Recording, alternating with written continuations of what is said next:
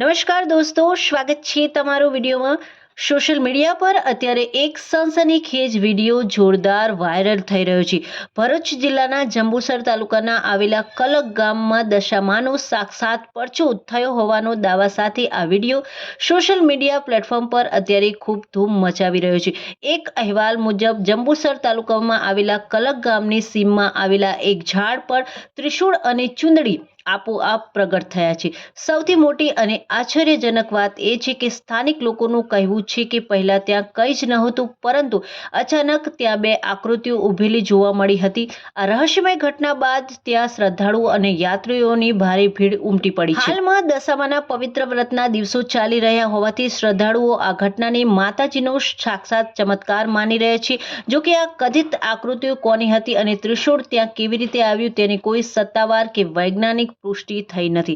ધાર્મિક આસ્થા પોતાની જગ્યાએ સાચી છે, પરંતુ દર્શકોએ અમારી અપીલ છે કે સોશિયલ મીડિયા પર વાયરલ થતા આવા અપ્રમાણિત દાવાઓ પાછળનું સત્ય જાણ્યા વગર અંધશ્રદ્ધામાં ન દોરાવું। આ વાયરલ વિડીયોનું સત્ય અંગે તમારું શું કહેવું છે કમેન્ટમાં જરૂરથી જણાવજો। ફરી મળીશું બીજા વિડીયોમાં।